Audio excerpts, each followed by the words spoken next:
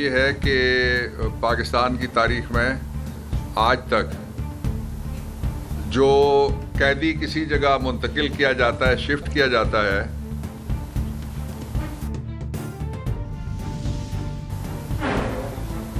وہ سب جیل کہلاتی ہے۔ یہ قانون ہے پاکستان کے اندر، اور کسی گیریزن سٹی کے اندر کوئی پرائیویٹ جگہ اس کو جیل قرار نہیں دیا جا سکتا۔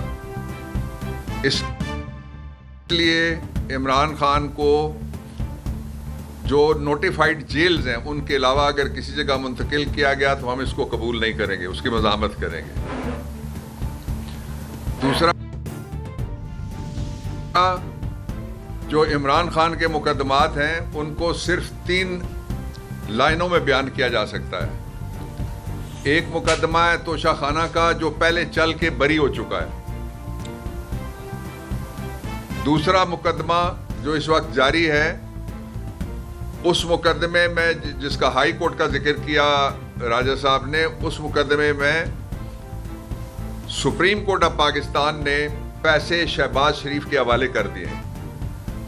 نہ وہ عمران کے پاس تھے اور نہ ہی پاکستان تحریک انصاف نے وہ پیسے کبھی استعمال کیے، اور اس کے لیے سٹینڈرڈ یہ رکھا گیا کہ اگر عمران القادری یونیورسٹی بنائیں گے تو وہ حلال نہیں ہوگی، اور اگر شہباز شریف کے ویژن کے مطابق جو روز جس کے نمونے آپ دیکھتے ہیں وہ یونیورسٹی بنائے گا تو وہ یونیورسٹی حلال ہوگی، اس لیے پیسے اس کو دیے جائیں۔ تیسرا مقدمہ ہے 9 مئی کا۔ 9 مئی کے مقدمے پہ 2 باتیں کہنے والی ہیں۔ 3 جگہ پہ وہ مقدمہ انہی شہادتوں کے اوپر بری ہو چکا ہے، اور انسیڈنٹلی تینوں جگہ پہ میں وکیل تھا۔ 2 مقدمے بری ہوئے عمر ایوب اور دوسروں کے، عباس مصطفی صاحب نے بری کیے سرگودا کی ATC کی کورٹ نے، ایک ڈسٹرکٹ کورٹ اسلام آباد نے بری کیا، اور 4 مقدمے آپ کے سامنے جو ملزمان جن کو 10 سال قید سنائی ہوئی تھی، ان میں سے 4 کو اسلام آباد ہائی کورٹ نے یہ کہہ کے کہ یہ شہادت ناکافی ہے بری کر دیا ہے۔ اب اس کی بنیاد کے اوپر عمران خان کو بالکل بھی سزا نہیں سنائی جا سکتی، 1 دن کی قید بھی نہیں، جو ان کو قید بے گناہی میں رکھا ہوا ہے وہی قید ان کے لیے وہ حکومت تجویز کر سکتی تھی۔ اس سے آگے کوئی قید نہ دی جا سکتی ہے، نہ وہ سسٹین کر سکتی ہے۔ اس کے ساتھ جڑا ہوا ایک اور معاملہ ہے، وہ یہ ہے کہ پاکستان میں 2 دفعہ ایسا ہوا۔ ایک مشرقی پاکستان میں جب مشتاق کھٹکر، تاج الدین اور شیخ مجیب کے مقدمات بنائے گئے تو اس وقت ترامیم پہ ترامیم، مارشل لا تھا، مارشل لا کے آرڈرز کے اندر صبح 1 آرڈر تھا، دوپہر کو 1 تھا، اور شام کو تیسرا آرڈر آتا تھا۔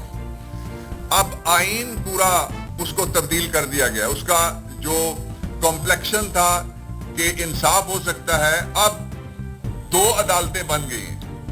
لوگ کہتے ہیں، بلکہ چیف جسٹس صاحب نے کہا، جسٹس منصور علی شاہ صاحب نے کہا ایک آئینی عدالت ہے، غیر آئینی عدالت ہے۔ میں یہ کہتا ہوں ایک معلوم عدالت ہے، ایک نامعلوم عدالت ہے۔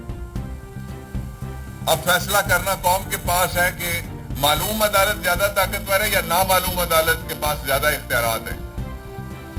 ایک عدالت موجود ہے، ایک عدالت غائب ہے، ایک دکھائی دیتی ہے، ایک دکھائی نہیں دیتی۔ اس تقسیم کی وجہ سے پاکستان کے جتنے سرویز ہیں آپ اٹھا کے دیکھ لیں، مور دین 90% جو پاکستان کے لوگ ہیں وہ عمران خان کے ساتھ کھڑے ہیں۔ ریاست کو نقصان یہ پہنچایا جا رہا ہے فارم 47 والی رجیم کی کنٹینیوٹی کی وجہ سے، کہ اگر کل یہ حکومت ختم ہوتی ہے اور کل یہ جھوٹے مقدمات واپس لیے جاتے ہیں تو 80 سے 90% لوگ جو عمران خان کی وجہ سے نہیں ہے کہ پاکستان کا ماحول آپ بدلنا چاہتے ہیں، آپ صرف اپنا رویہ بدلیں، دستور نہ بدلیں، آپ صرف حکومت بدلیں، الیکشن کرائیں، آپ صرف عمران خان کے بارے میں ذاتی دشمنی یا انا اس کا رویہ بدلیں، اور ان کے خلاف کوئی مقدمہ ایسا نہیں ہے جن کو 1 منٹ کے لیے بھی ان کو جیل میں رکھا جا سکے۔ یہ اس کا دوسرا پہلو تھا۔ اس کا جو تیسرا پہلو ہے وہ بہت امپورٹنٹ ہے، وہ یہ ہے کہ جو پاکستان ہے اس کے لیے چیلنجز اتنے بڑے شاید ماضی قریب میں پہلے کبھی نہیں آئے۔ میں آپ کو اس کی ایک مثال دیتا ہوں۔ اسرائیل کے ساتھ اردن کا بارڈر لگتا ہے, اردن کے ساتھ عراق کا بارڈر لگتا ہے, عراق کے ساتھ شام کا بارڈر لگتا ہے, شام کے ساتھ ایران کا بارڈر لگتا ہے. یہ ساری وہ جگہیں جہاں تو بمباری ہو چکی ہے, امریکہ اور اسرائیل بمباری کر چکے ہیں. اور اگر آپ اسرائیلی وزیر اعظم کا انٹرویو نکال کے دیکھیں تو اس نے کہا کہ ہمارا ایران کے بعد اگلا نشانہ پاکستان ہے. جب وہ آئے گا تو اس کو ہم بتائیں گے کہ ہم کتنی بڑی قوم ہیں. لیکن ان حالات میں بھی آپ کو کوئی نظر نہیں آ رہا, ان حالات میں بھی آپ کی آنکھیں بند ہو گئی ہیں, اور ان حالات میں بھی آپ یہ سمجھتے ہیں کہ ملک کو اتحاد کی ضرورت نہیں ہے, اتفاق کی ضرورت نہیں ہے, اور وطن کو یکجہتی کی ضرورت نہیں ہے, اور کسی جینوئن لیڈرشپ کی ضرورت نہیں ہے. اسی طرح ہر طرح کی latest updates, breaking news, political news کے لیے ویڈیو کو لائک کر کے چینل کو سبسکرائب کریں اور بیل کے آئیکن پر لازمی کلک کریں تاکہ آپ رہیں ہر خبر سے باخبر.